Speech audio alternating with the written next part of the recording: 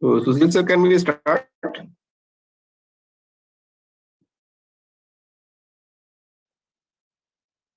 Hello. Yes. Hello. Sir. Yes, sir. Yeah, I can. I think so. We should start now. Okay. 6-5. Yes. Yeah. So, Kadar sir, are you there?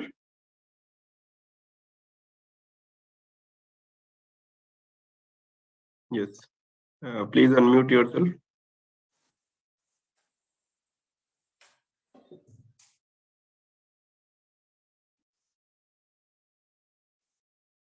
So, good evening, sir. Good evening, Dr. Yadav. Good evening, sir. So, Dr. S.K. Singh, are you there?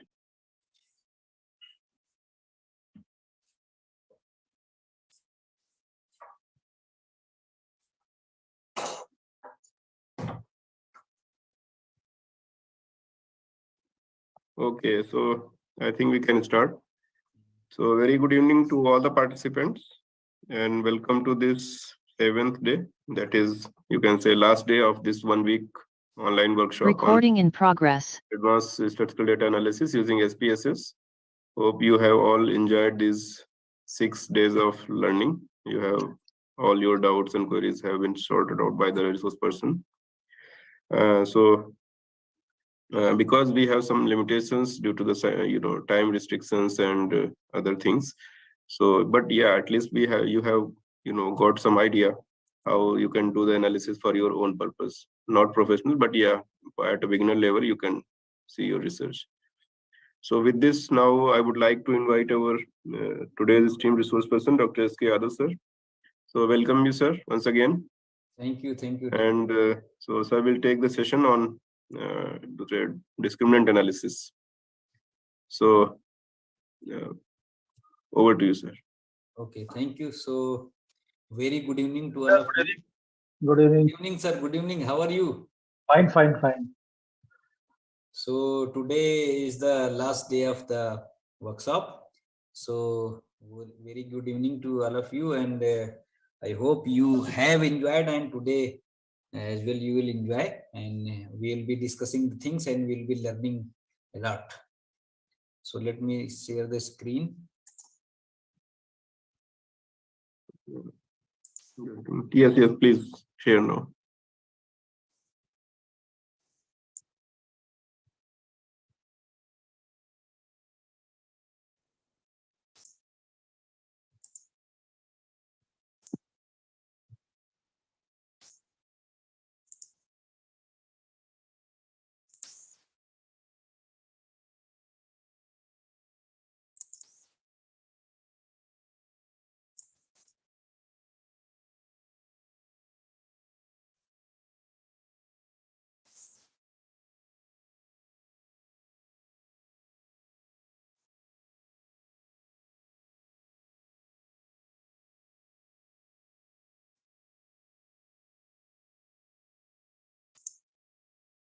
Is it visible? Yes, sir. Okay. So, yesterday we were talking about the cluster analysis. So, there are three areas, very important multivariate techniques: factor analysis, cluster analysis, and discriminant analysis, or sometimes we call it as canonical discriminant analysis. So what we have done, we have learned that if we are dealing with many variables and many of them are of similar type, then there we apply the factor analysis, the very famous technique in factor analysis, the principal component analysis, to reduce the dimensionality, and we make the group of the similar variables and we name it a new variable known as principal component. And if on the basis of different characteristics we wish to group the units, then this is the case of cluster analysis. But in cluster analysis, we don't know how many clusters are to be formed. We don't know which unit is going in which cluster.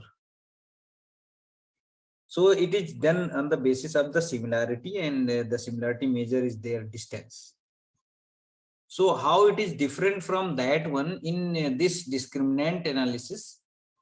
It is also very famous with the name that it is a classification problem.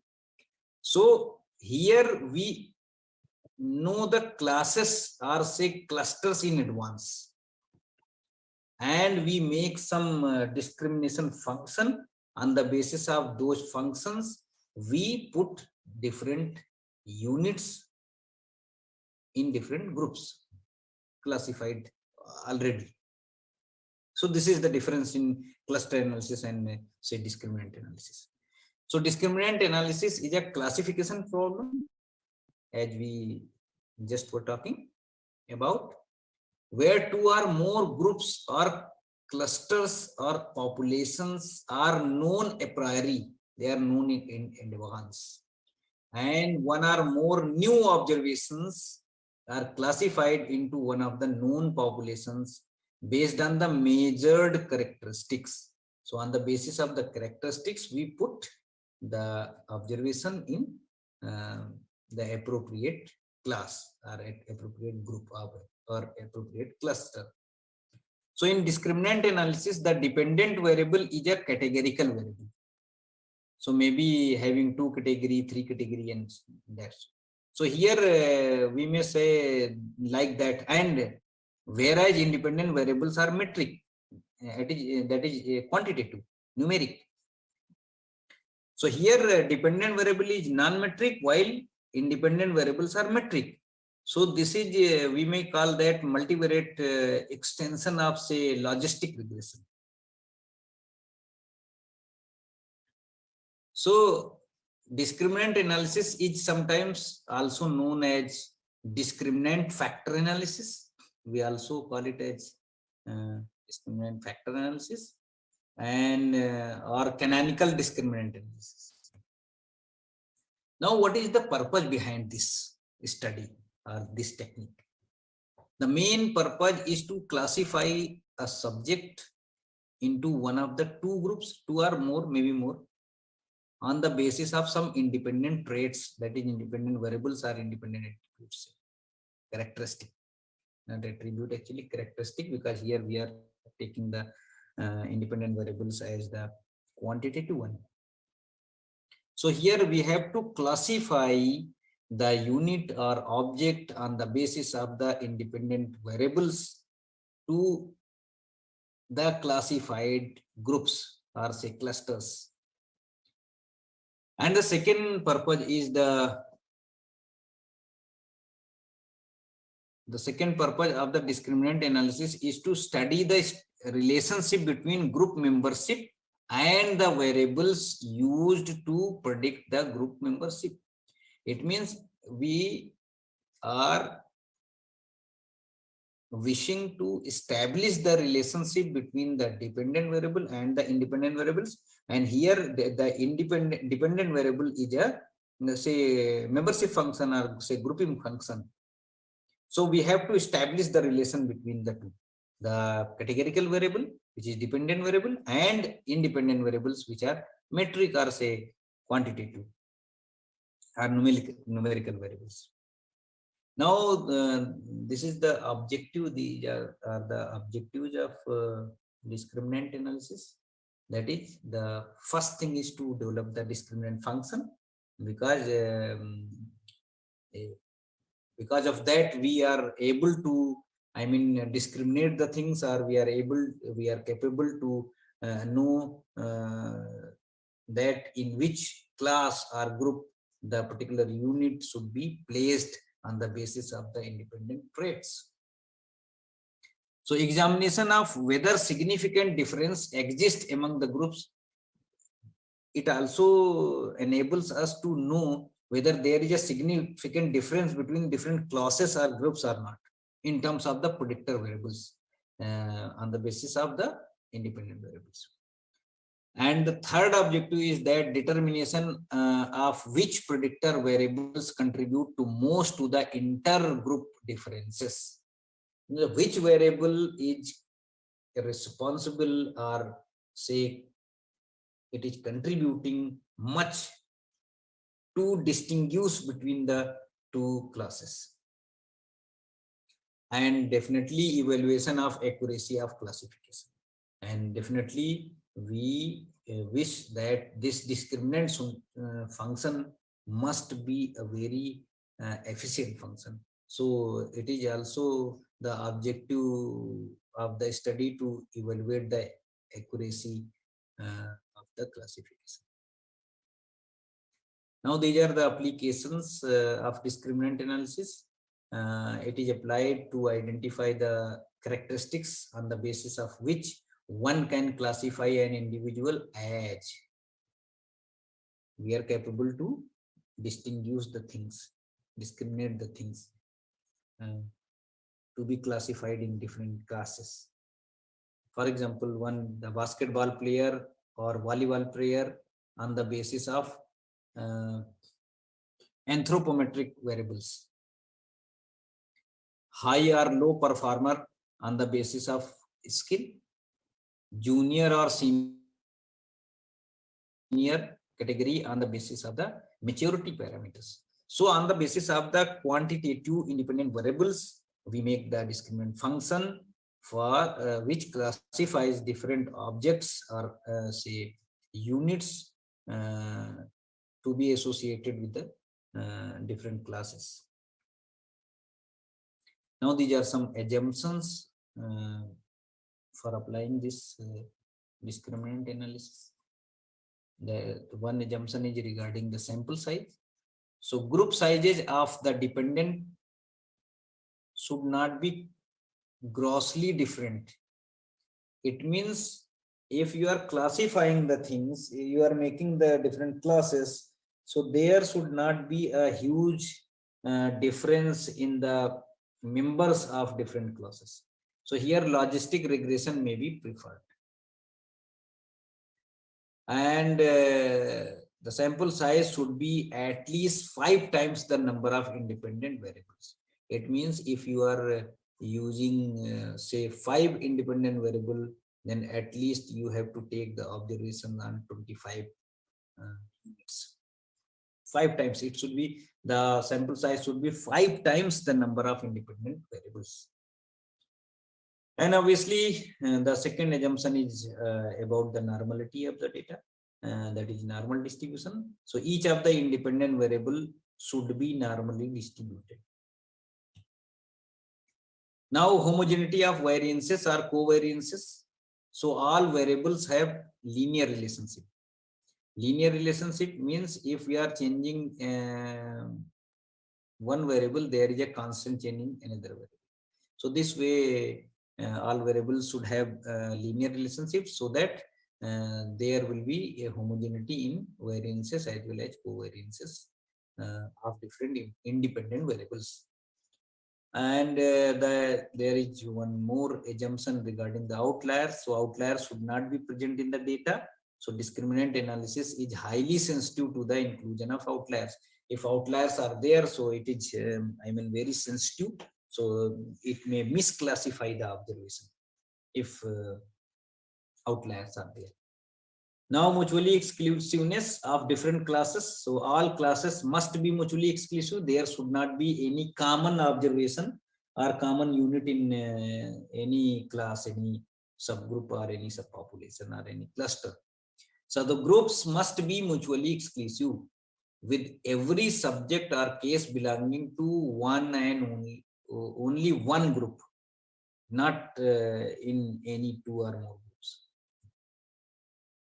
And obviously the sixth assumption is that regarding the classification, each of the allocation for the dependent categories in the initial classification are correctly classified. There should not be, case of say misclassification at the initial stage. Now variability should be there. So no independent variable should have a 0 variability in either of the groups. It means any independent variable should not be just like constant, because constant value will have only 0 variation. So no independent variable should have a 0 variability in either of the groups formed by the dependent variable. It should not have, I mean, say 0 variance or covariance in any of the groups. Now these are some terminology for the discriminant analysis. The variables in the analysis are the independent entities, that is independent variables, and discriminant function. It is very important. Two things. One, categorical variable, that is which is the dependent variable in discriminant function, and independent variable, and from both type of variable we make the discriminant function, and it must be an efficient one. So second thing is discriminant function. So a discriminant function is a latent variable. It is hidden variable, say, which is constructed as a linear combination of independent variables such that, say, z is equal to c plus b1 x1 plus b2 x2 plus so on plus bn xn, where z is the normalized one categorical variable. The discriminant function is also known as the canonical root.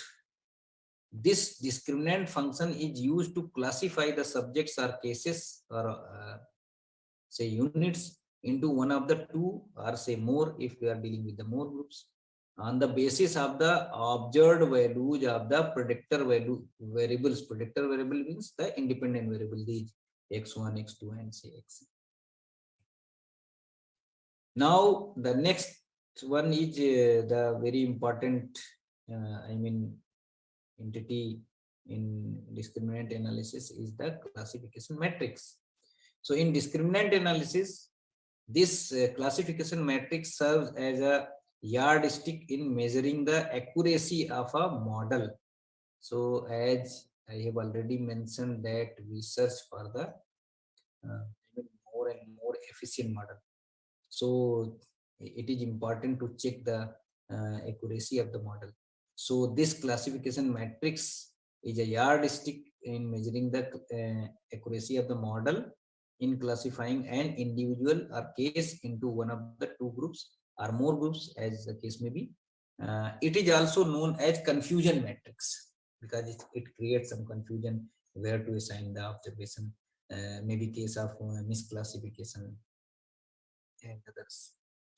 And so sometimes it is also known as confusion matrix or say assignment matrix. On the basis of the this matrix we assign the observations to different classes, or say prediction matrix as well. We predict in which class the unit should be. So it tells us as to what percentage of existing data points are correctly classified by the model developed in discriminant analysis. So definitely the efficiency depends on this characteristic, that how it is correctly classifying the units, whether it is misclassifying some units or it is correctly classifying all the units in the predetermined classes of discriminant function through discriminant function. So stepwise method of discriminant analysis, we apply the stepwise method for discriminant analysis. So discriminant function can be developed either by entering all independent variables together. There are two ways to make this discriminant function. Either you add all the independent variables at once, just like this one here, or you start with one and you start step by step making this discriminant function. So here discriminant function can be developed either by entering all independent variables together or in stepwise, depending upon whether the study is confirmatory or exploratory. So as we do in factor analysis, if it is CFA, confirmatory factor analysis, there we apply the well-known clusters, well-known factors are there. We prefix, and if we are not knowing the factors or say classes, then we apply the exploratory factor analysis. So if you are not making different groups in advance, then you should apply EFA, exploratory factor analysis, and it will provide you the optimum number of classes there. And if you have idea, if you are fixing the classes, then you have to use confirmatory factor analysis. Now, power of discriminatory variables. This is very important. After developing the model in the discriminant analysis based on the selected independent variables, it is important to know the relative importance of the variables so selected, how they are relatively important for the discriminant function to identify the unit to the correct class. That is how it is contributing to the correct classification. So their box M test is there. We use for knowing the say variance covariances, equality of covariances in different groups of classification. So by using box M test, we test a null hypothesis that the covariance matrices do not differ between groups formed by the dependent variable. If the box M test is insignificant, it indicates that the assumption required for discriminant analysis holds true. It means if the null hypothesis is accepted, insignificant means the p-value is greater than 0.05. So if the p-value is greater than 0.05, then the null hypothesis of box M test is accepted, and that is the assumption that the covariance for all the independent variables in all the classified groups are same. So it is done through the eigenvalues. So eigenvalue is the index of overall fit. So through eigenvalues, as we have seen in ISCRI plot in factor analysis or say principal component analysis, we only make or form the or we consider the principal components having the eigenvalues greater than 1. So it is just like ISCRI plot is just like elbow type. So we consider only points from elbow, above the elbow. So these are having their roots greater than 1. So this is very important index for the overall fit.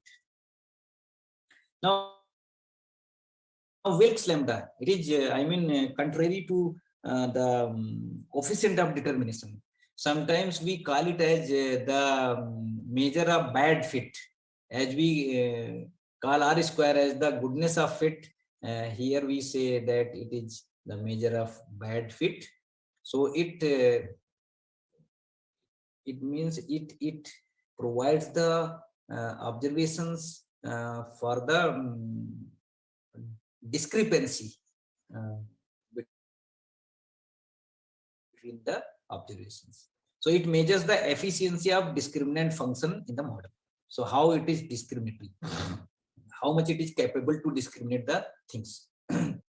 So it checks the actually heterogeneity of the observations. So its value shows how much percentage of variability dependent variable is not explained by the independent variable, while R square tells the how much percentage of variability is explained by the independent variables. So here it tells that how much is not explained by the independent variables. Now canonical correlation, it is very important. It is the correlation between the dependent variable and the independent variables. That is, it is multiple correlation between the categorical dependent variable and numeric independent variables. So the canonical correlation is a multiple correlation between the predictors and the discriminant function, and the discriminant function, not only the categorical variable, not only categorical, the whole discriminant function.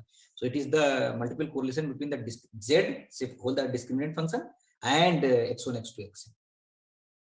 So with only one function, it provides an index of overall model fit.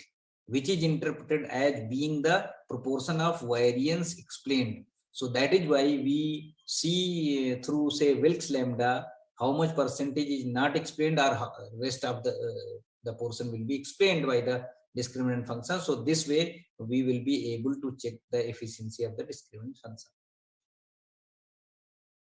Now these are the simple steps for the discriminant function, or say discriminant analysis. In step 1, what we do, in step 1, the independent variables which have the discriminating power are being chosen. We select the independent variables to be included into the analysis. And in step 2, a discriminant function is formed. This discriminant function model is developed by using the coefficients of the independent variables. What we do in step 3, in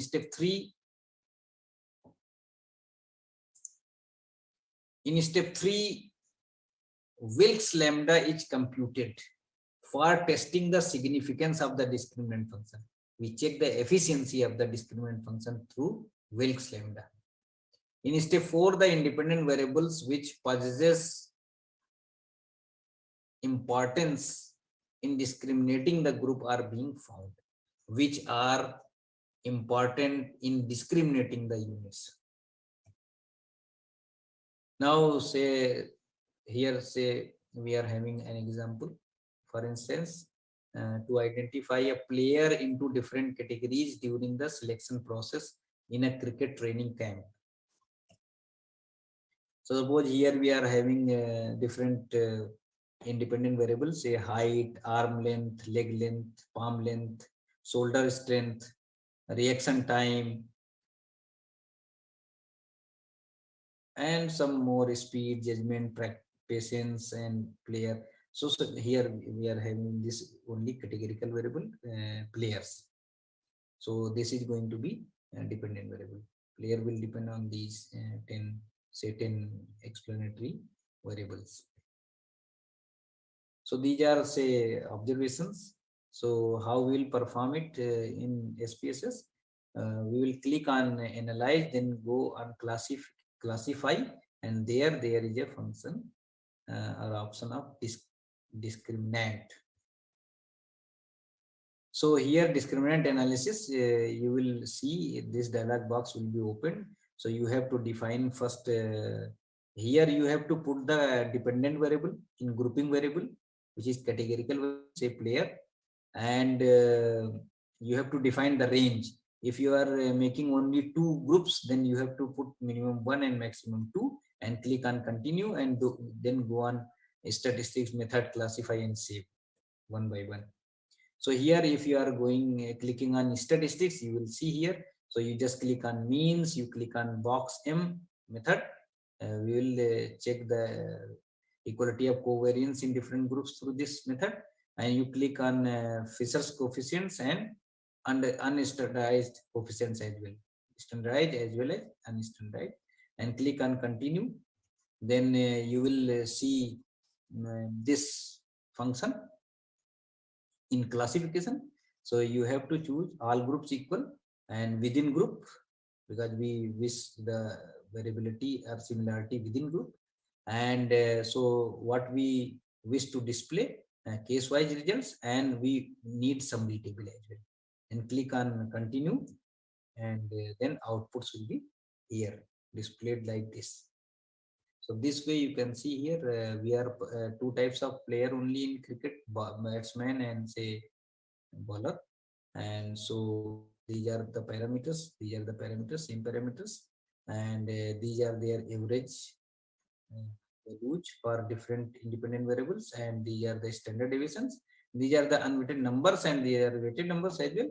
And this way, this is the summary table. Now here box M method is showing that the p value is 0.78, which is much more than 0.05. It means the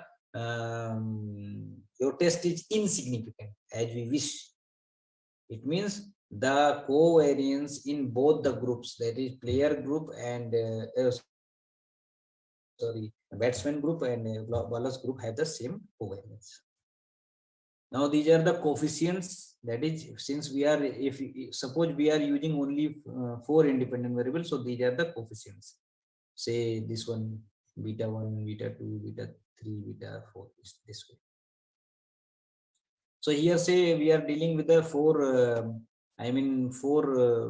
variables, only independent variables. So x1 is height, and x2 is Beck's explosive power, and x3 is judgment, and x4 is patience. So, and these are the uh, coefficients of the discriminant function. So this way, this discriminant function will be formed. This is the interceptor, that is coefficient, constant coefficient, and this is unstandardized coefficient. These are unstandardized coefficients, and you may have some standardized coefficient this way. By standardization, shifting the mean to the origin, and origin to the mean, and dividing the by its standardization. So this way, this is unstandardized. You can have standardization is important to make these variables to put together in the analysis. Otherwise, the measures may affect these this discriminant function. So here you have to put this.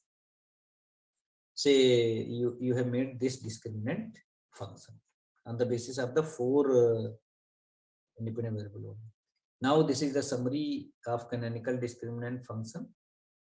So here we can see there is only one discriminant function, and you can see here this is the eigenvalue, and 100% observations are available there, and this is canonical correlation is 0.96. It means very high correlation between the discriminant function and the independent variables considered for the data.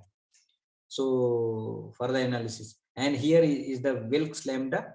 Wilks lambda tells about the goodness of fit of the discriminant function. So here you can see here the value is 0.000. So it tells about the bad fit, and bad fit is rejected. That is the function is good fit. Now these are the classification result. So you can see here 20 batsmen, 20 bowler, and this is the table. Okay. So these are the standard. Now, if you have standardized the independent variables, so these are the standard coefficient. For the standardized random variables, these are the standardized coefficients for the discriminant function. And this way you can have, these are the centroid, average for all the groups, batsman and bowler. So you can see here, these are the centroids are almost same for unstandard canonical discriminant function evaluate at group mean. So here you can see they are both. Both are same for batsmen as well as for the bowlers. So this is very short topic. So now we will be doing hands-on little bit after 5 minutes, and then we will be considering the questions. So I will take a break of 5 minutes, and then we will be discussing we will be doing hands-on, and then after that we will be discussing the queries and questions.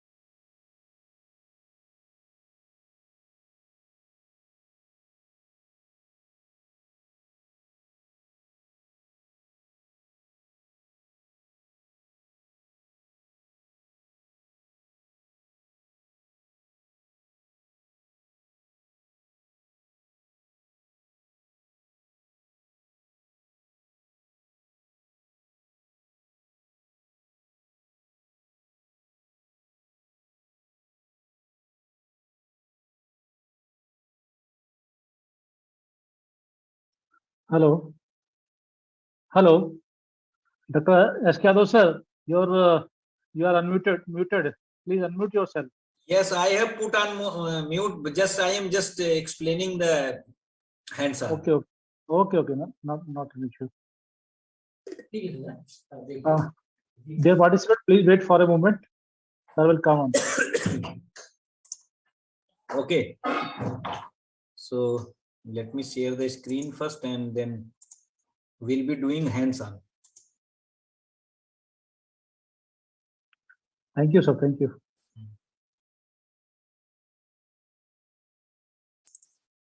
This is the case with the 2 groups, and then we'll be doing it for the 3 groups as well.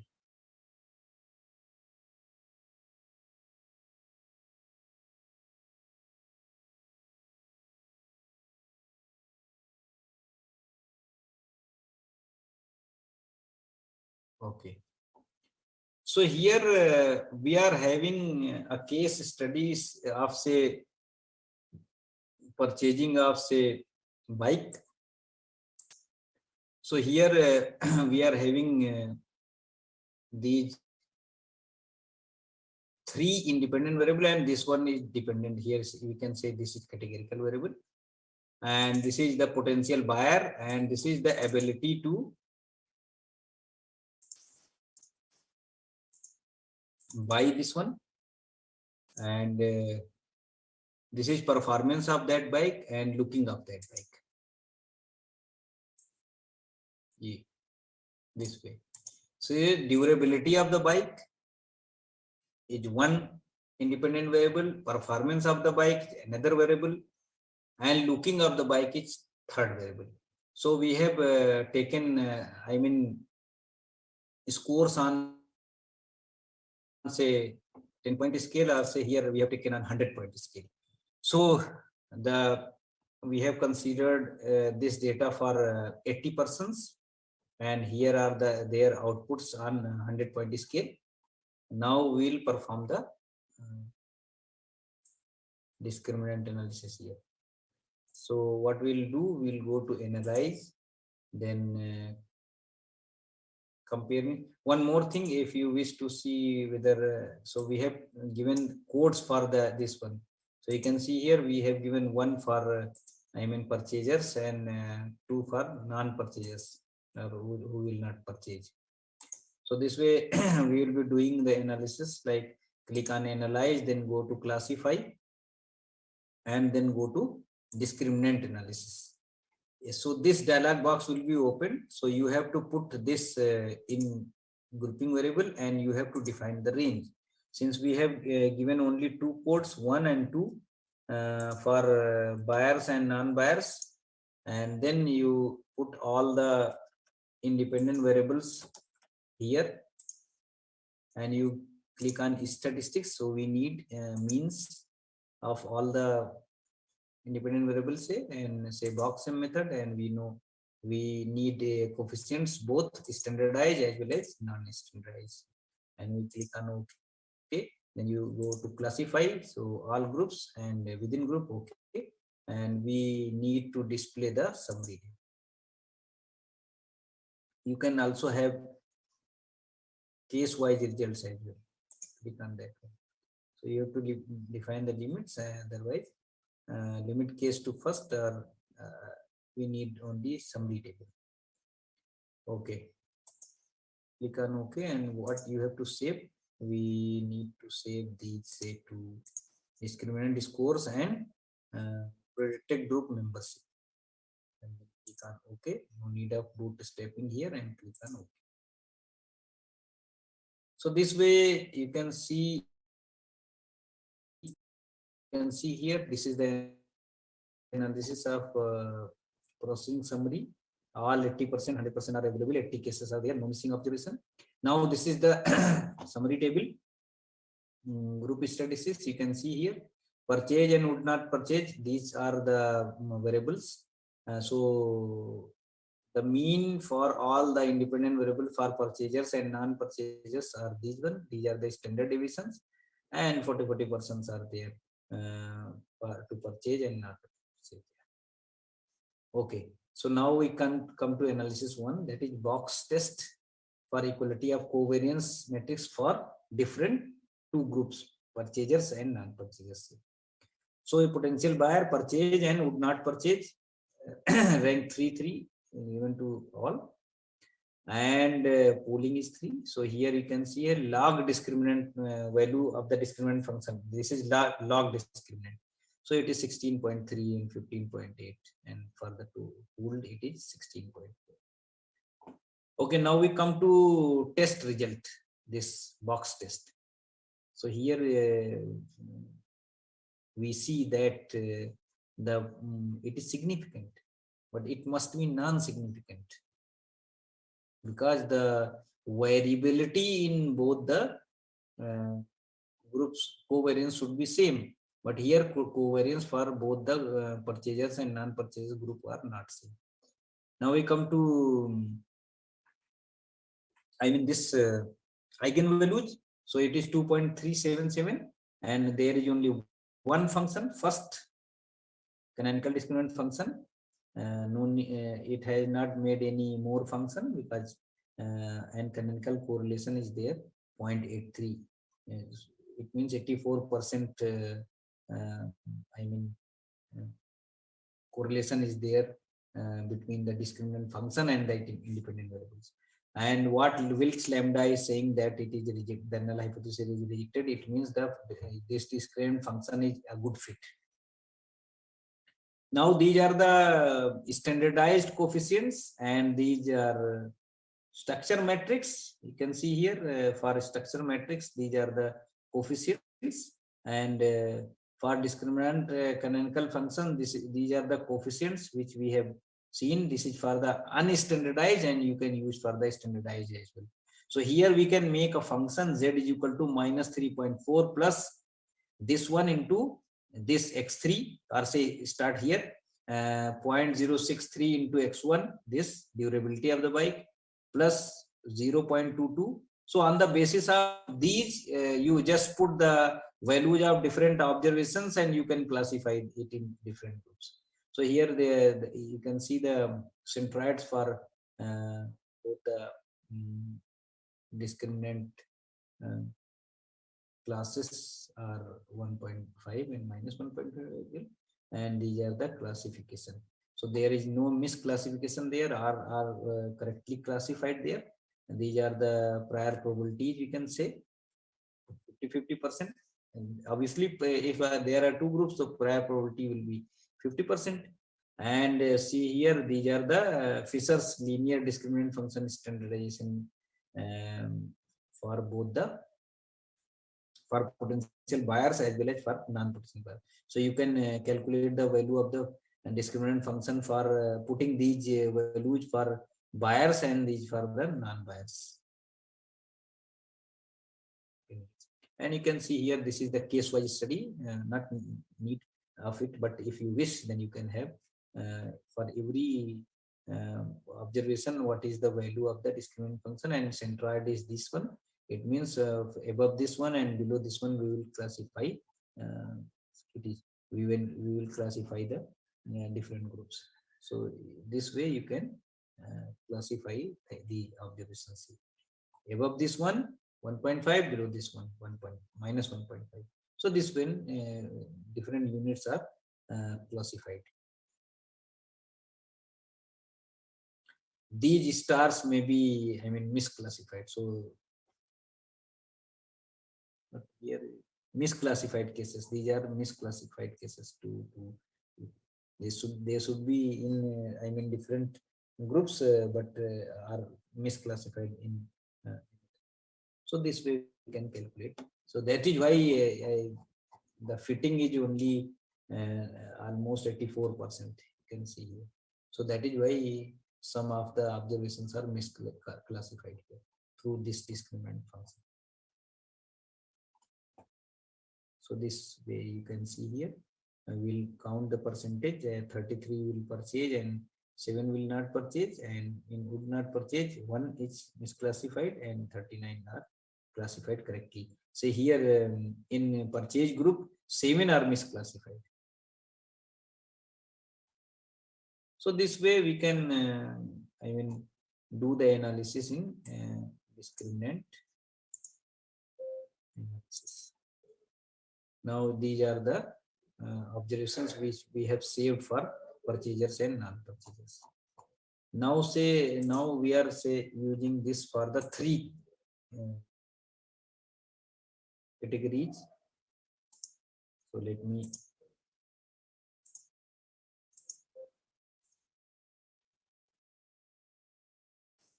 open this another example for three classes in discriminant analysis.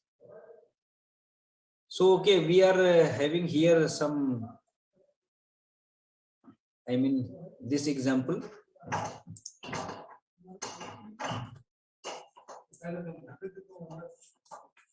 Okay. So here we are having say three groups regarding the product quality buying in shopping mall. You can see here what we have. We have coded one for large quantity. We have made three classes. One large quantity, purchase in large quantity, purchase in medium quantity, purchase in low quantity. So we have coded 1, 2, 3 respectively. Now the independent variables here are family monthly income in rupees, perception towards shopping mall, and age of the family head. So perception have been taken in, say 100-point scale or say 10-point scale. Let us see, it has been taken in 100-point scale, and these are the income and these are the ages of the persons. So now we have taken these observations on 30 persons. So let me do the analysis in SPSS. So click on analyze, then go on classify and click on discriminant analysis. We just put categorical variable here, and so you have to define the group.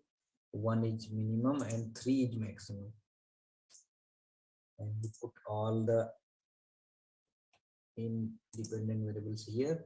You click on statistics, so mean, them, Fishers, unstandardized, classify, say summary table, and save if you need, otherwise no need of it.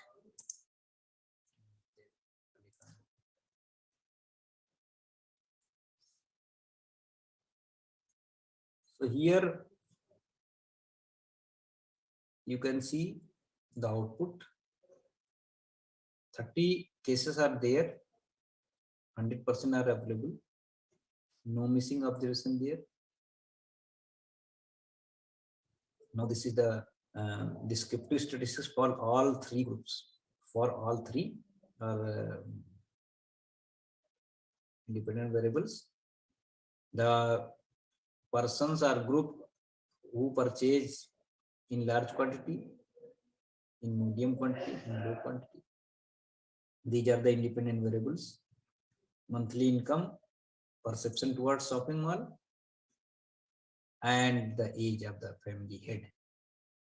So these are the means of this is family income mean for the group who purchase large quantity.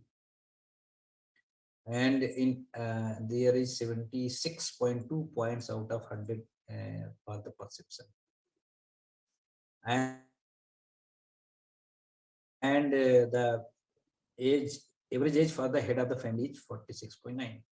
These are the standard deviation, and these are the it means 10 persons are there in the group. Now for the medium quantity group, the average income is 49.4, 10 less than that one, almost 10.4. Perception is average 51.8, and the family head age is almost 10 to 11 years more than that group. older to that one. These are the standard deviations, and 10% are there in the medium quantity. Now we come to low quantity. The family income in 38. So every time, say, see here, paying capacity is reduced, and towards shopping mall, the perception is very poor, 33.3 out of 100. And here the head of the family average age is 64, senior citizen. And these are the standard deviations, and 10% are there also in the low quantity. And these are the, I mean, for total put together, these are the average standard deviation, and these are the average income, average perception, and the age average for all 30%. Now we come to box equality covariance matrix, and from here we can observe that the p-value is 0.4, which is much more than 0.05. It means the covariance for all the three groups are same. And we can see here two discriminant functions have been made. Two discriminant functions having eigenvalue 5.4 and the next one 0.013.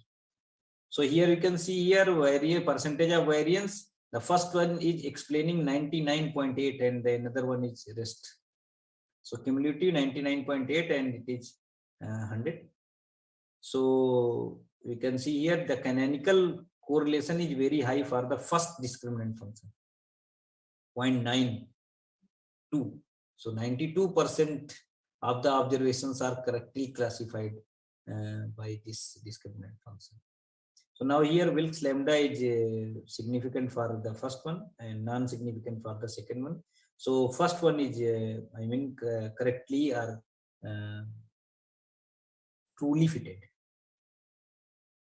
Now these are the standardized discriminant function coefficient for discriminant function 1 and function 2. So we will be talking about the first one because it is correctly fitted and correctly classified, and these are the structure matrix. So you can see the values pooled together within the group, and here canonical discriminant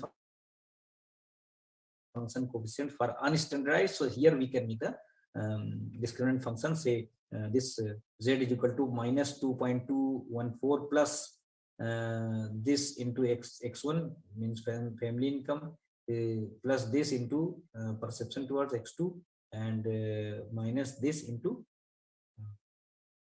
x3, this value, that is age of the family head, and these are the centroid. So here you can through these values we can select, we can classify on the basis of these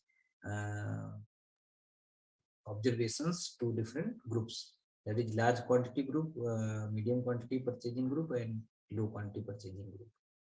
Now here no missing are actually excluded from the table.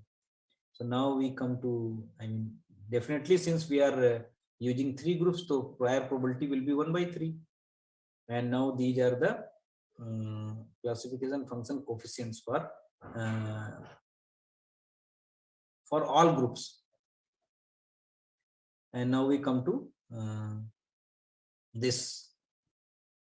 So you can see here for large quantity all 10% are correctly classified. For medium 2 are misclassified, and for low it is 1 is misclassified. That is why 90% of the original group cases are correctly classified. So there is 10% of misclassification. So this way we can apply the discriminant analysis to any area of application. So now if you have any query, any question regarding it, so we will be discussing, otherwise it is finished today.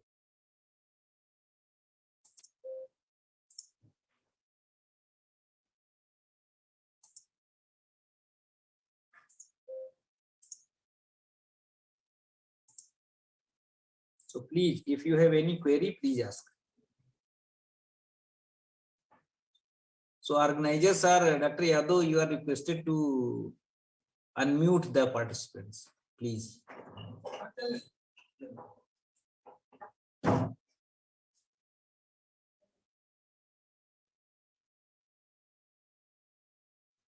Innova से related questions कर सकते हैं.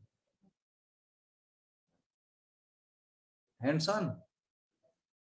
How to ensure that all the independent factors will be influencing the dependent variables on the basis of the coefficients. What is the rate of impacting that? So that is why we calculate the coefficients.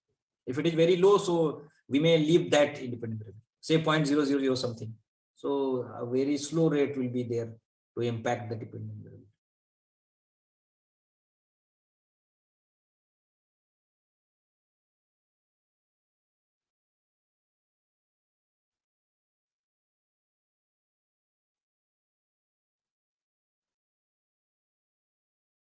There are so many, I mean, books.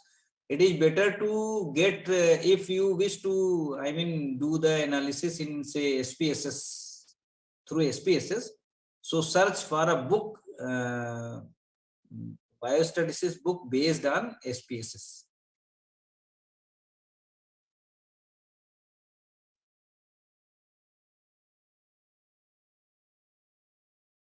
Width, you can automatically, it will take 8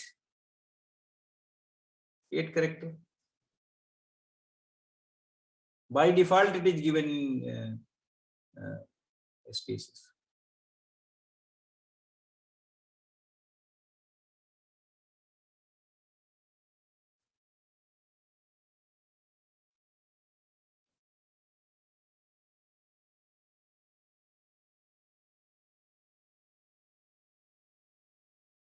Nominal for the dependent variable, if you are, I mean, using the categorical data, qualitative data.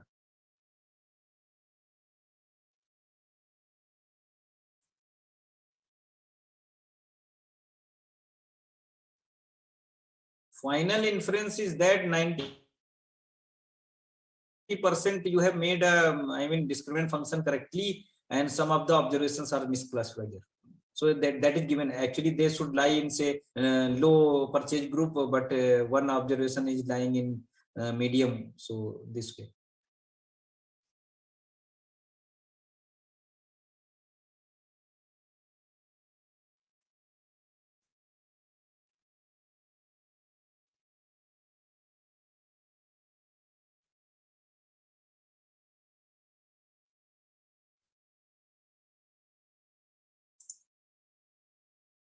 Kindly send soft copy of the book related to statistics massive isolations. I will have to search as well.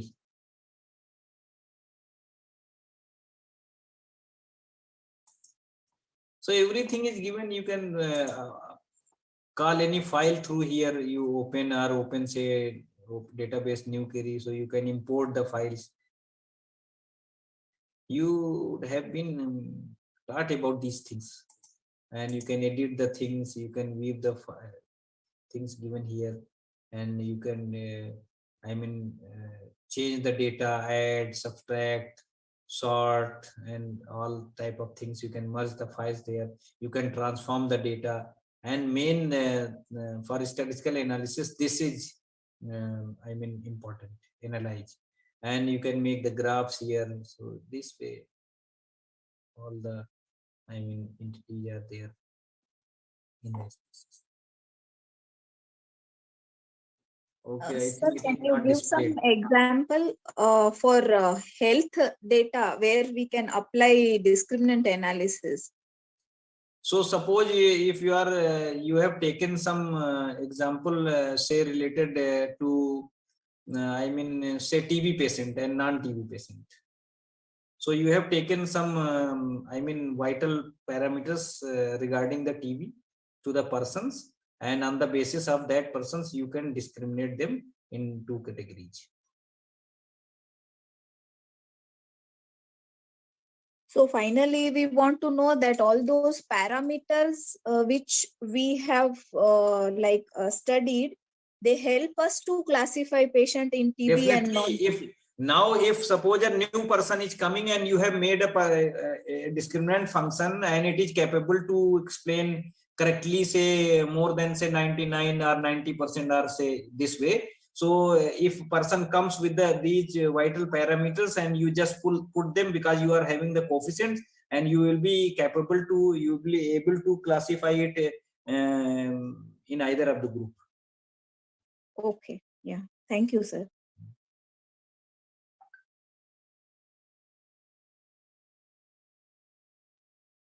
Sir, Yeah. sir, there are three scales: nominal, ordinal, and scale and simple scale. Sir, when we have a data related to ratio and interval scale, then in which category we have to put that data? Scale, On scale? scale Yes. is ratio and interval. Okay, yes, sir. And categorical is nominal, either nominal or ordinal.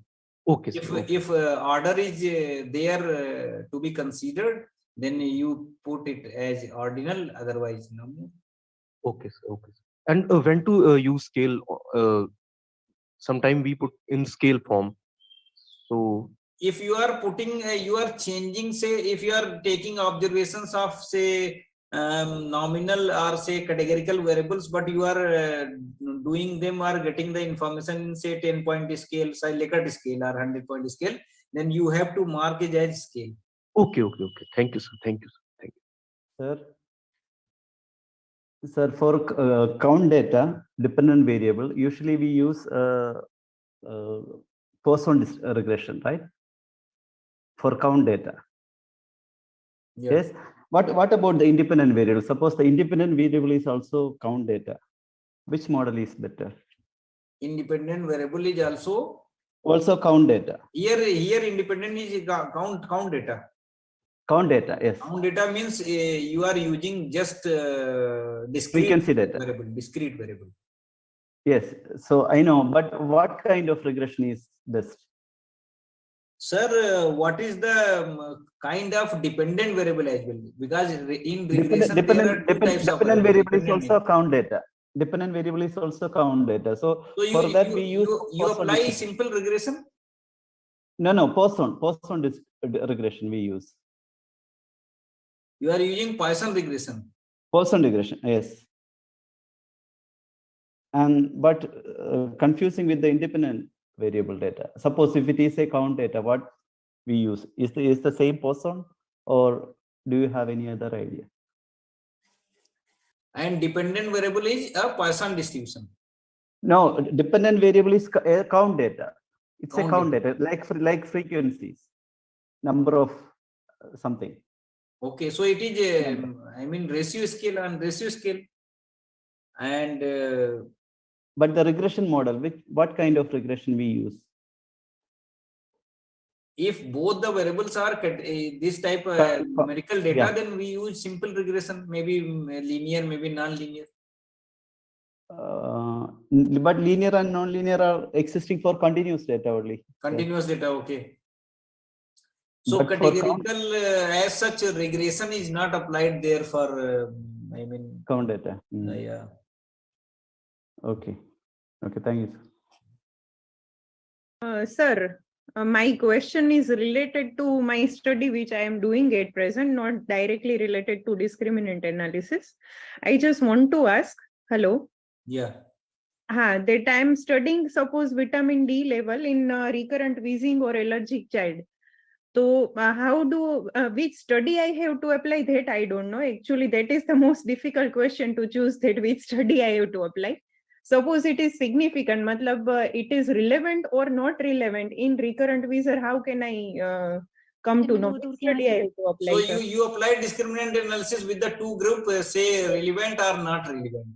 And you have taken the measures on different parameters? Sir, I am going to do vitamin D levels in all the children with recurrent wheezing. So my cohort is a patient with recurrent wheezing who have 2 or more episodes of wheezing, lower respiratory tract illness.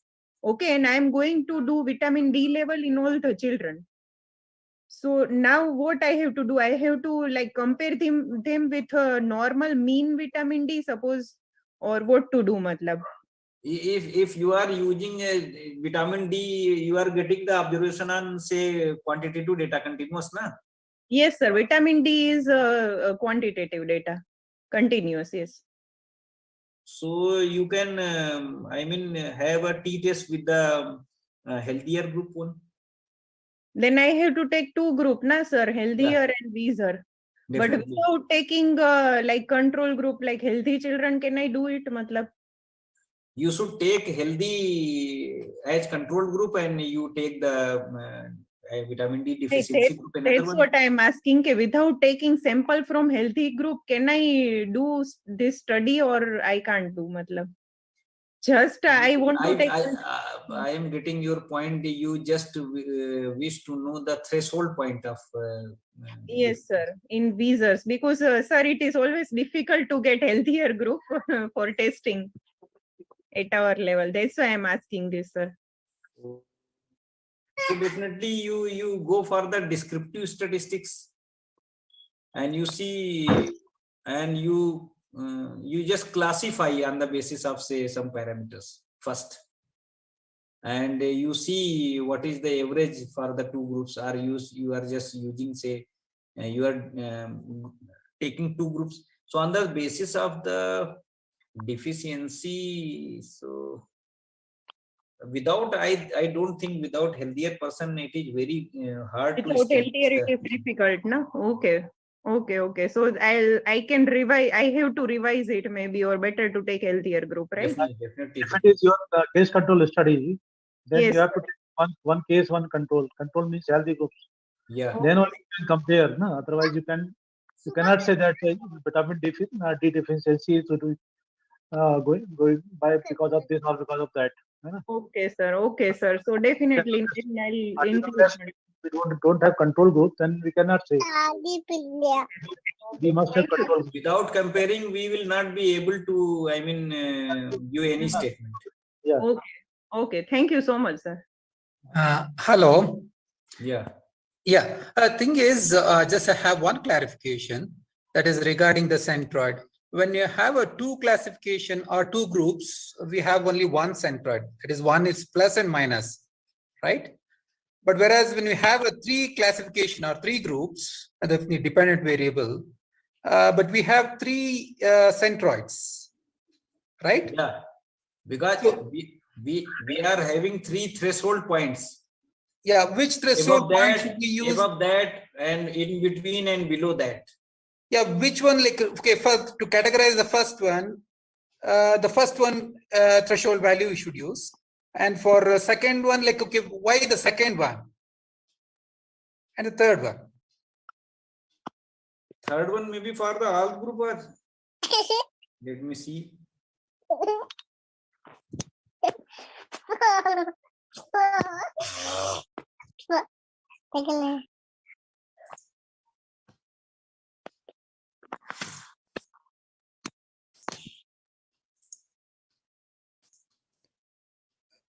We had three centroid points.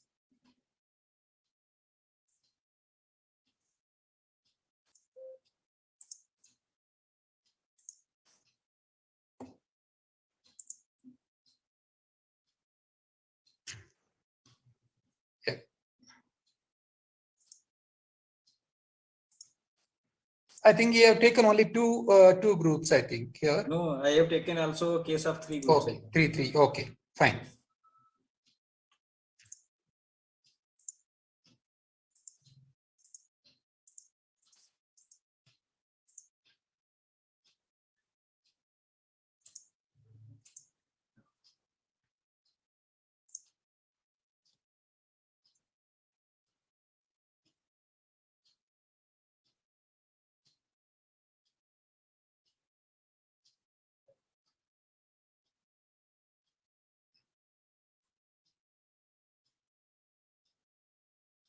No, there are only two. No, this is, I think you have taken only for the two.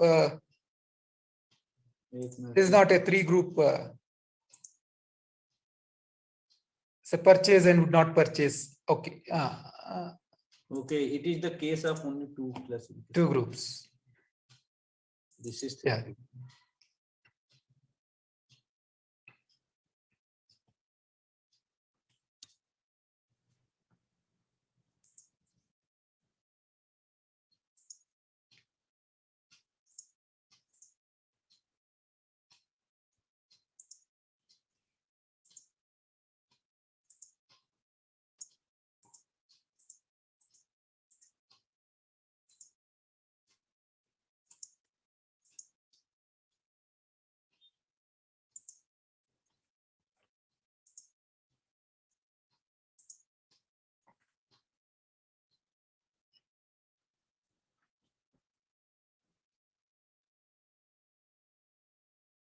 Yeah, here we have three centroids, right? Like one is for the large quantity, 2.8, or medium quantity.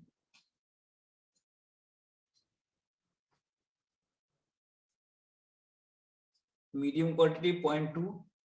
Yeah, minus 0.2, and low quantity minus 2.5. So now which function would you use to categorize them? These two should be used. Okay. First and third. First and third. Anything above 2.8 is a large quantity, right? Third one. And second one, anything less than 2.8 would be a second category. And anything less than 2.5 is the third category. Is it so? Yeah. Okay. Now, which function, the final function, which function should we use? Whether that is a discriminant function coefficient or function. Which function? Because we have this function, we should use canonical discriminant function. Yeah, then here we have two functions, right?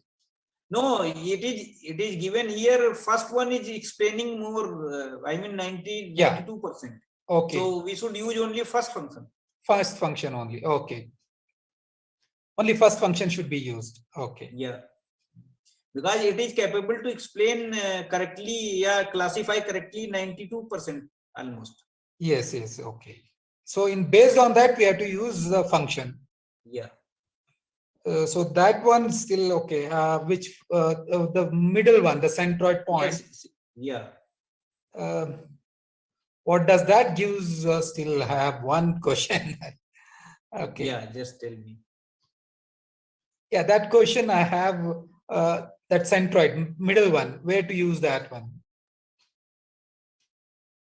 I don't think it is very much. You see here, it is very less value. Yeah. So maybe it may be the average or central value of that one. The average for all the say observations for the medium group quantity.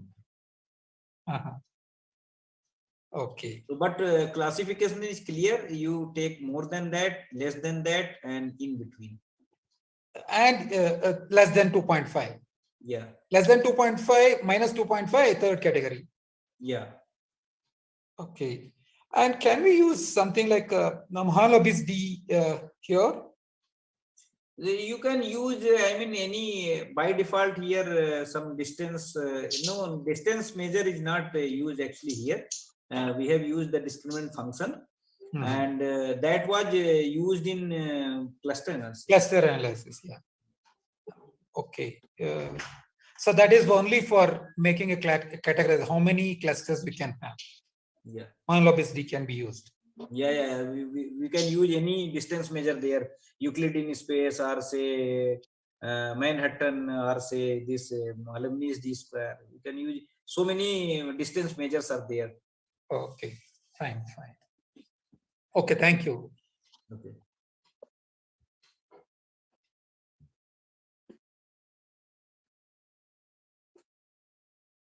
Any more questions?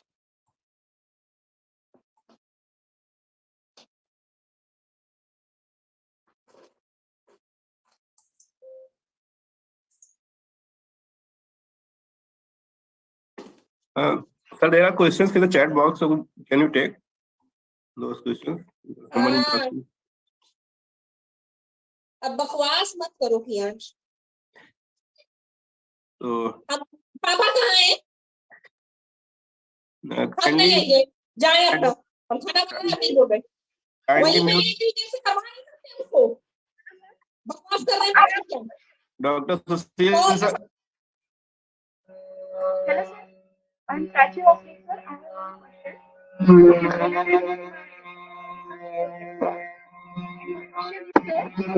have prepared.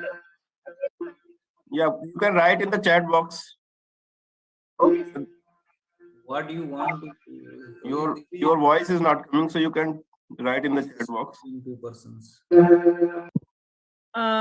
Sir, not a question, but a request that please arrange some other workshop like samples size calculation and how to research hypothesis on. Yeah. So we are planning to conduct a workshop in the next month. That is for the biomedical research. So Yes. it will be the 1 week workshop on the biomedical research. So all the aspects of biomedical will be covered into that. So you can join. Thank you. So, ma'am, what is your specialization? Sir, myself pediatrician. I'm working in government medical college here in Jamnagar, Gujarat. Okay, that's nice. So we are conducting biomedical research as well as biostatistics. Yes, sir. So our next workshop will be in the month of February. Sure, so- sir. So we'll Overall, look it's a forward to nice biomedical. experience as we are very illiterate in form of statistics, I think. So But we no just know need. how to We are here to serve people not having so much information regarding statistics. So Yeah, that is so- why Dr. Yadav is there to conduct. I think every month or say alternative month or say in quarterly. Yeah, actually, we are serving, to the researchers for the sensitization of statistical tools, so that they can, apply exact or actual statistics into their research, so Yes, that sir. ultimately the quality of research will improve. Yes, definitely. Actually, we are we take help from a PSM department for Yes, our yes. dissertation statistic and all that. But many a times it happens that they exactly don't know what we want. Because Definitely. we always think as a clinician and But- they think as a statistician. So Yeah. So you have to bridge the gap. Actually, we Not like a statistician in community medicine department, then he or she exactly will tell you which kind of test or which kind of study you should plan, type of study design and sample size. but everything. actually what is happening, sir? We plan before asking. Yeah. Mhm. We are telling them to analyze, so that's what Yeah. Actually, if you will involve That the statistician before conducting your research, sir. so That that is will give the exact guideline. Actually, And we what- don't what- have biostatistician. We have research assistant, but they also don't know exactly how to analyze and everything. So to deal with such situations, ma'am, there is a suggestion. If you have any reference paper and you give to the statistician, and he or she will be capable to know that. Sir, we are doing it, but always like a research question, we thought something different we have to do, because we are not doing similar study. We want to study something different, not exactly similar. So many a time some confusion will happen, but definitely I think I'll plan to join next workshop. Yeah. So that will be totally depend on the biomedical research. So how you formulate the study design or the sample size, Yes, and sir. so all these things will be covered, including like how you write your protocol, dissertation, and research proposal. Actually, I everything. have done that BCBR, but I don't know, somehow basic idea I'm getting, but that's not enough, I think. No. In that workshop, we have experts from ICMR also, so Yes, sir. they will tell you. We can take few questions from chat box also. Yeah, you can take this. from Yeah. the- Yadav sir, can I ask one question? Yeah, sure. Yeah. Thing is, okay, this is not for of today's class. Okay. In regression analysis for the cohort studies, can we get a relative risk? Because odds ratio always it will be more. But if you want to get exactly the relative risk, is it possible in SPSS? I will have to see it. I don't. Whether from logistic regression, it is so or not. So No, I don't think whether so. we are capable to calculate the relative risk, No, because we cannot we will be. by logistic regression. Yes. Relative risk we cannot calculate. But because odds ratio always it will be more. So only odds ratio or adjusted odds ratio you can calculate. Yeah, but that will be more. So how to overcome that one? Because when you have done the univariate analysis, you have to go to cost step, apply cost step. There you can get the some relative risk odds ratio and everything. Yeah, but when you calculate adjusted odds ratio, it will be more. In that case, you cannot. SPS will not give you. Yeah, that is the one. On the basis of, I think, descriptive statistics, you will have to see the things. Yeah, by cost step you can get, Cost but tab you can apply there and percentage, or say this way. While you adjusted will. odds ratio, we cannot get the relative risk and other things. No? Actually, when Yeah. One more thing, one more question, Dr. Yadav. Thing is, okay, in while analyzing in the linear regression, so all the independent variables, can we have the independent variables of categorical? And similarly, even in the logistic regression, can we have the independent variables which are continuous variable?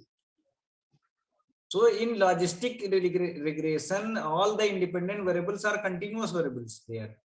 This is okay. Independent variable is categorical only. Yeah. And if independent variables are categorical and dependent is, I mean, metric, so we apply ANOVA there. Now, can all the independent variables should be categorical only in a logistic regression, or can we have even the continuous variable? That was my question. You can have continuous also in logistic. You can have. Like similarly, even in the you have to take the observation on 10-point scale, or say this Likert scale. You put the observations. Yeah. So, is there any condition that so many variables can have a continuous variable as an independent variables? No, because if suppose if many continuous variables are there, it is very difficult to, or the regression analysis may not give a correct result. That is what my assumption. Definitely. So that is why in such cases we move towards some say non-parametric type analysis there. Yeah. But in non-parametric there is no option for this, I mean, regression type. Yeah. Okay. Thank you. so sometimes while calculating the odds ratio or relative risk in through AP info, and when we are calculating with SPSS, the values are different. Yeah, actually, it depends on the how much this significant level of significance and other things you are taking into that.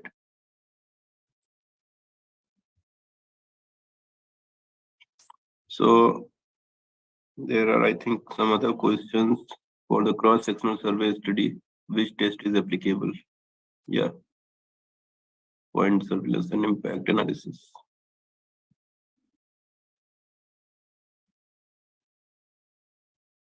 If you are dealing with the only categorical variables, so there is nothing to left then.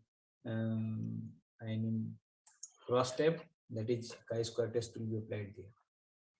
And which type of study you are talking about? Talking about cross-sectional studies. So cross-sectional studies are basically for the medical sciences, basically. So logistic regression may be there, and the multivariate techniques will also be applied there. So it will depend on the hypothesis. Yeah, what you really want to analyze.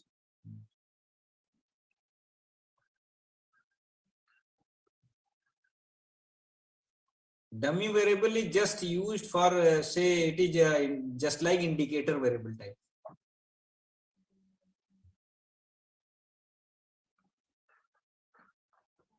Sir, wanted to ask about some statistics to be applied for crossover study, a trial which we are doing. So basically, we are doing it in pediatric patients. So we are going to study the pain scores of children from 1 year of age, whom we will try 3 things in each case, with a minimum duration of 24 hours between the 2 interventions while doing a venipuncture. So before venipuncture, we will give them 10% of dextrose. Second time we give 24% dextrose, sucrose, and third time we give plain water to children. And then we measure their pain scores at the time of doing venipuncture, at 1 minute, at 3 minutes, at 5 minutes, and at the end of cry, when the child stops crying. So my basic question was, if my data is like normally distributed, so what tests can I apply? So one thing, you can apply the repeated measure ANOVA type there, and some factorial analysis will also be applicable there. Okay, factorial analysis in the sense, how can I do that, sir? Because you are having different factors there. One is say pain score, and say another you are doing different timings, and you are using different, say, salts are different dosage. So this way you can apply it. Okay, because the patients are same, because the group, there are 50 patients on which we are doing this, using everything on them. So for crossover study designs, is there any specific statistical measure which we need to take? So this is the only way, because in factorial analysis we take the same unit and we apply different factors there at different levels. So you are using here different factors at different levels. So the factor analysis, factorial analysis will be there. Factorial design will be applied there. And if you are making some, say, other variables as constants, then you can use repeated measure ANOVA there. Okay. Yeah, so repeated measures ANOVA will be, for example, if I want to apply, I will have to apply for D 10%, then 24%, and then water group, and then compare them. Definitely. Yeah. Okay. Thank you, sir.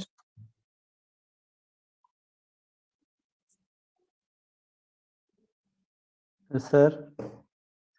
Yeah. Sir, for a study, there are 2 exams, okay? And the results are either pass or fail. How we know which test is the best test?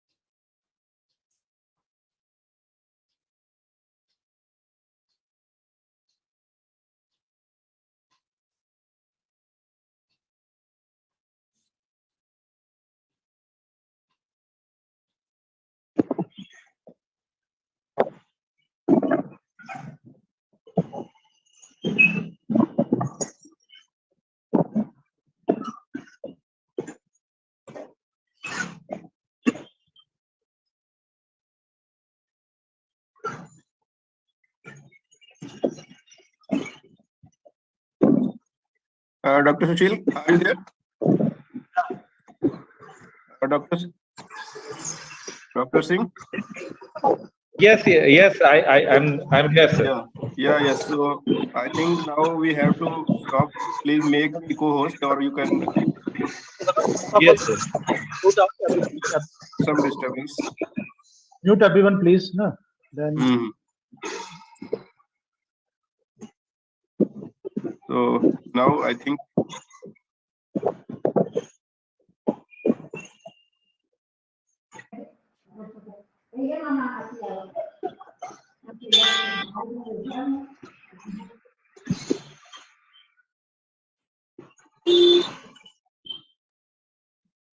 Am I audible, sir? Hello? Yes, please. Yes, sir. I just want to one basic question. Uh, Sir, how can we calculate sample size? We have two, if in quantitative research, two groups. One is control group and another is experiment.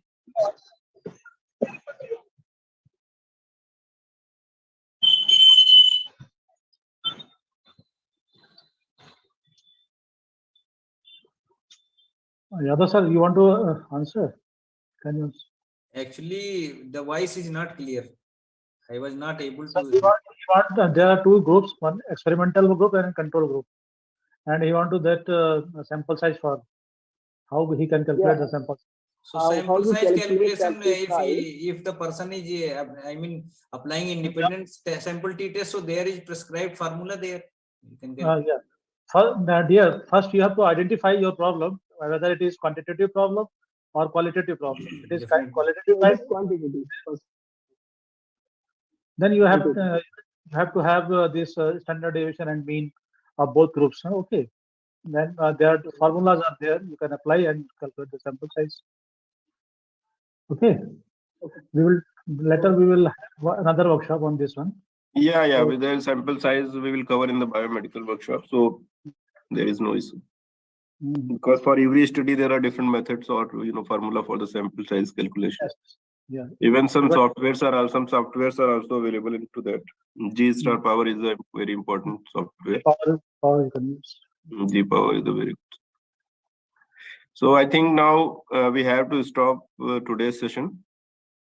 And if any further queries, so that we have with you, our email ID is with you, so you can directly approach to us, and we will send you your answers. So it was really a nice journey to have all of you with us for last 1 week. I hope you all have enjoyed and get benefited from our resource person. So all the material like PPT and video will be sent on your email. And Dr. Singh, are you there?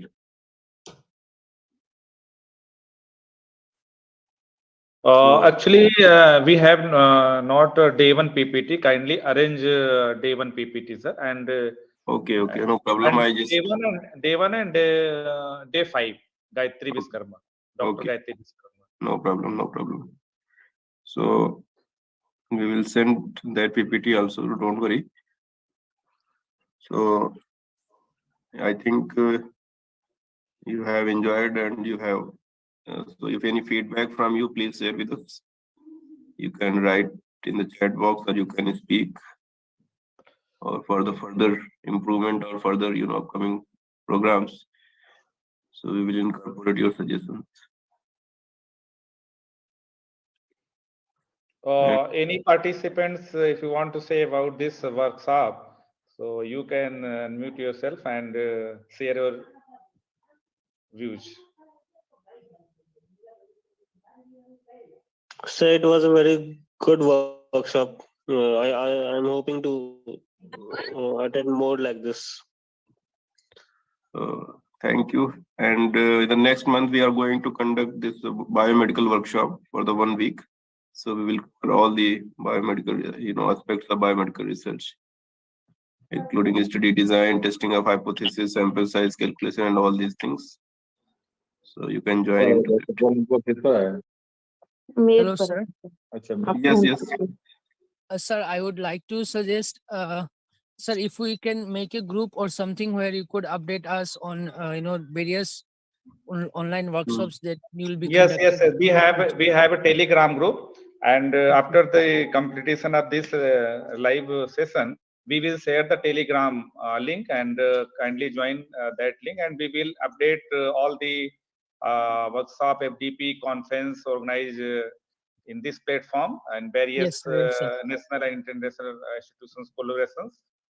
And Dr.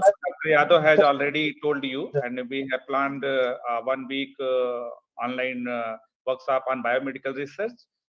Okay, and sir. We will update you everything, sir. Dr. Singh, you have mail IDs of our participants, so you can send the link for Telegram groups and WhatsApp Yeah, group yeah, also. yeah. Yes. So they can Yes. join.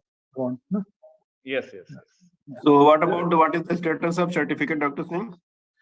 Certificate prepared, sir, and we will send the recording as well as the certificate simultaneously after this complete the sessions. And if any correction found by you, so kindly email to us and we will correct your certificate and we will revert back within a week. So you don't need to worry about the certificate corrections. If major corrections required by you, actually all the details filled by you during the registration time. So the data So that will taken directly by the registrations. Okay. So if correction found by you, don't worry. We will correct within a week. Yeah, because it's automatically what you have filled in registration form, that will automatically take in your certificate. And I request you in for upcoming workshop, kindly fill the details very carefully, because it's totally online system and all the certificate and barcode and certificates generated automatically through the programming. So it's my personal request, kindly feed the data very carefully. So I just want to say one thing. Yes. So my email ID was wrong. So that is the reason why I was writing to Dr. Sushil Kumar Shukla, and so was sending me in the WhatsApp. So I was joining through the link which I got through the WhatsApp. There are few email IDs wrong, okay, ma'am? Yes. And we detect those email ID and I directly contact him or her. I think we got some of email ID and some they didn't receive my phone. So if in your contacts, kindly say to him or her, please send the correct email ID. Actually, some also written their wrong email ID. Yes. So they didn't get the correct information. Okay. Dr. Singh. Yes. Is it possible right now we can share the link in chat box to everyone, so that they can link up the Telegram? No, they emailed our official email for Science Tech 487. So all the correction will be made. Also, you can put here in Okay, chat so box. the participants have given wrong email ID in the They can chat box. They can write in chat box. So if you have the right now that link, so you put on the chat box. But we required official email ID because our staff working on back side. So they will. We are all here, but our technical staffs working on back side. So we need in email, sir. Okay, fine. Yes. Hello. Excuse me, sir. Can I express some words, sir? Yes. Yeah. Myself, Dr. Annapuri from Maharashtra. Last 7 days, really, I have enjoyed all these sessions with depth level. Actually, I am not the background of the statistics. I am another background, but still, whatever I have achieved, whatever I have got, which is really, sir, amazing. And I hope that in future, such type of excellent academic field will be provided by you people, you community. It is one of the greatest and excellent online program. Thank you very much. Thank Sir, you. what are the dates for the upcoming workshop in February? Upcoming workshop will start 21st February to 27th. Okay, sir, I will. Actually, most of program which will start from 21st. From all domain, from people, for example, I am from media studies. Can we join that workshop, or this is especially for biomedical students? All the medical professionals, all the academicians who belong from the life science and biostatics, social sciences, and from social sciences. Social sciences, if it is relevant for your research, then no problem, you can join. Okay, but you actually please check the content before the joining. Yes. Okay, sir. Okay, sir. Of course, sir. And thank you for organizing this workshop, sir. And one more request, sir. Please share all the PPTs of 7 days in one mail so that it would be helpful for us, sir. Thank you so much, sir. And thank you for this workshop, sir. Thank you so much. Thank you. Thank you for joining. So I think all the participants have enjoyed all the 7 sessions. So we are really thankful to our collaborating institute, especially Sushil sir. Sushil sir, are you there? Yeah. So we have. Please share some few words by you, Professor Sushil sir. Because.